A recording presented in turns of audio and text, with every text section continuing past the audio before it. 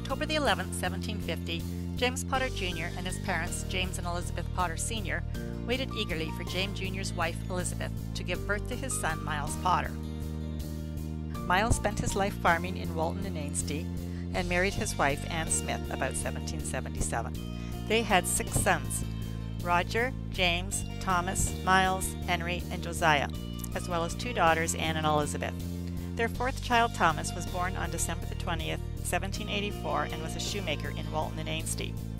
On September 26, 1812, Thomas married Hannah Smith. They had 7 sons, George, Thomas, Miles, Joseph, Henry, William, and John. Although our direct descendant is Joseph Potter, our story will begin with the second eldest, Thomas Potter. Young Thomas, a farmer, served under the British during the Canadian Rebellion of 1837, when Upper and Lower Canada fought for and achieved political reform. Thomas loved Canada so much that he remained there after the war. He immigrated to Michigan, where he spent 5 years. There he met and married his wife, Olive Northrop, then returned to Upper Canada about 1844. Thomas became a successful carpenter and sailmaker and urged his family to join him in Upper Canada, the land of liberty, where there is no abuses and you can carry a gun. There is work available and are afforded a much better life than in Yorkshire. Thomas's elderly parents and 4 of his 6 brothers emigrated to Upper Canada. Land grants were just beginning to become available in the new district of Peel in Wellington County, and this is where the family settled and cleared leased land on the 6th concession, not far from Elora. Work was hard, clearing and farming the land, but they were much happier than in England. On September the 26th, 1848, just a few years after they settled, the parents Thomas, 63, and Hannah, 52, died within hours of each other of bloody dysentery, an infection in the intestines. They were buried on the farm in what is now known as Potter's Cemetery. Over the years, their son Henry and 2 of his infant sons were buried there. This cemetery was also used by future residents of the farm. Thomas and Hannah's sons, Henry and William, were living on the farm at the time of their death and took over the 100-acre farm, of which 30 acres were cleared. They had a good crop of wheat, potatoes, turnips, oats, and barley, along with a couple of oxen, 2 cows, and calves. In 1853, the eldest brother Thomas and his wife Olive and children decided to move to Iowa. Thomas died in Chicago on his way. The family was unaware of this, as they never heard from Thomas or his family again. His death records were burned in the Great Chicago Fire. In 1867, the brother Henry owned his own farm, a concession over from where they were originally renting. Our family history of heart disease can be traced back to at least here, as Henry's heart was making it difficult for him to farm. At the age of 54, he moved a few concessions over to Winfield and became a storekeeper. Henry died at the age of 66. In the meantime, when the family arrived to Wellington County, our direct ancestor Joseph founded the village of Kent, now known as Yatton, not far from the family farm. There he opened a tavern. This village became the home of many blacks who were escaping slavery in the United States. A close family friend of the Potters were the Mohans. Patrick Mohan had a hotel and tavern just down the concession from the family farm on the 6th. He called it the Rose, Shamrock, and Thistle to welcome all the Irish, Scot, and English settlers. Both Patrick and Joseph's taverns were not supported by the locals, and they were forced to close down. Patrick Mohan moved to Proton Township and was followed by Joseph Potter and others. By 1851, both families were farming down the road from each other. Proton Township is now part of the County of Grey, near the border of Wellington County. Joseph's brothers, William and his wife Elizabeth, as well as John and his wife Anna Mohan, a daughter of Patrick's, also moved and helped on Joseph's farm. Over Joseph's life, he had 4 wives and 14 children. In 1863, he married his last wife and our direct descendant, Mary Eleanor Mohan, who went by the name of Ellen. He and Ellen had a daughter and 5 boys. Ellen died in January of 1878 at the age of 43.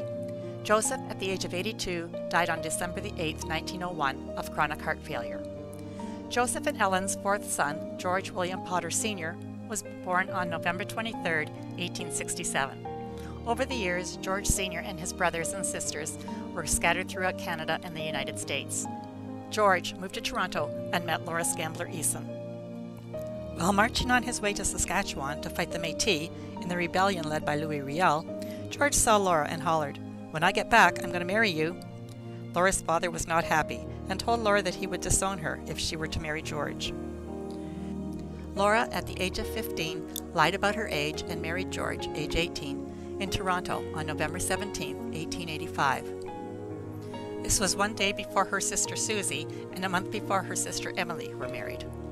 George and Laura went on to have 4 children.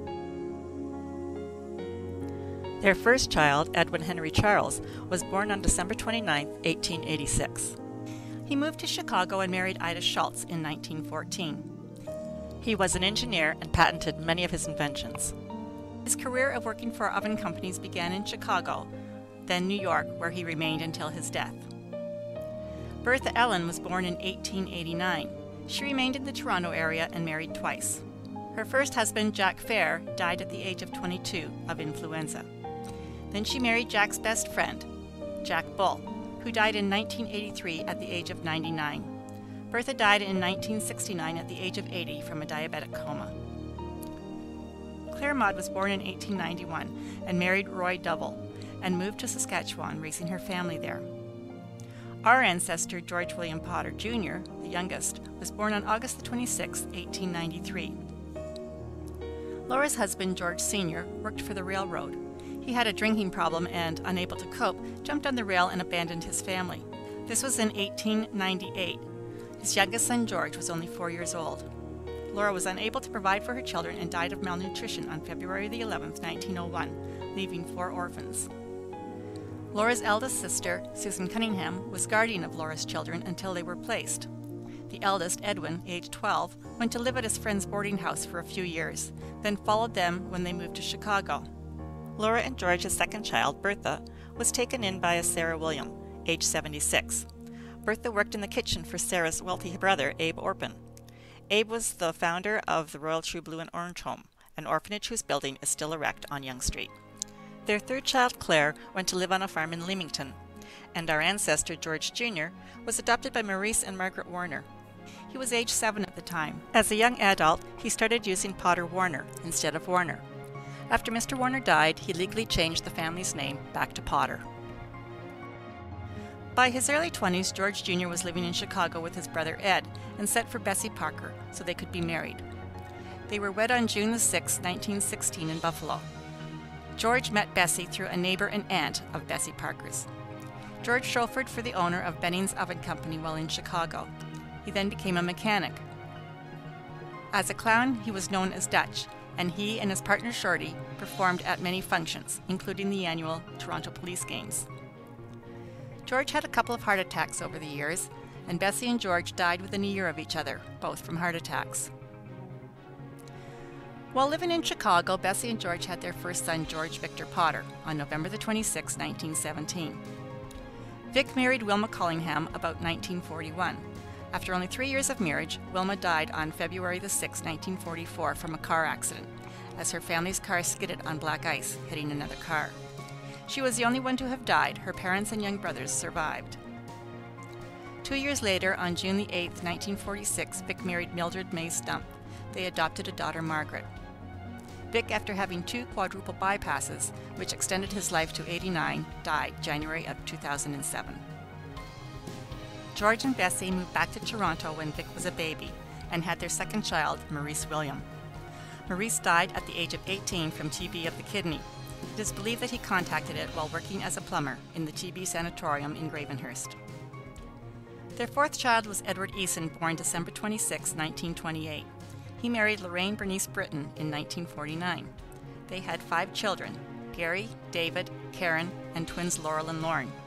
After 10 years with a pacemaker, Ed died of a heart attack on September 29, 1987, at the age of 58. George and Bessie's third son, George Henry, met Lois Elizabeth Van Conant while they were both working at de Havilland, a plane manufacturer. During the Second World War, George, aged 15, joined the 48th Highlanders before joining the Navy at 17, after lying about his age. Lois, a mail girl, had a crush on George and would pay fellow mail girls to trade mail routes so she could deliver mail to George.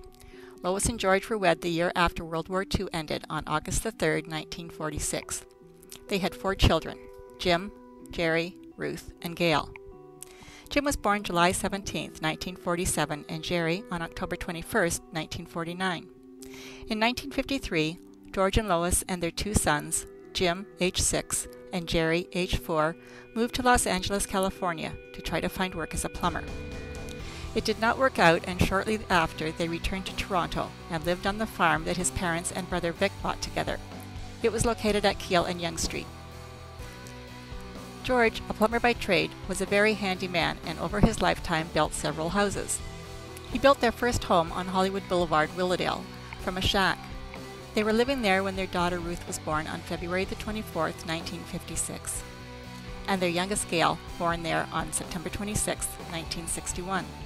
In January of 1962, the family moved to a newly constructed house in Aurora, where they remained until 1968. In 1967, George bought a 10-acre lot on the 5th Concession in Queensville, where he built the next family home. They moved in the summer of the following year. 20 years later, George's health forced him to retire early. They sold the house and moved to a senior's condo in Holland Landing. They also had a condo in Punta Gorda, Florida, where they wintered. Their family went on to have families of their own, and this is what they created.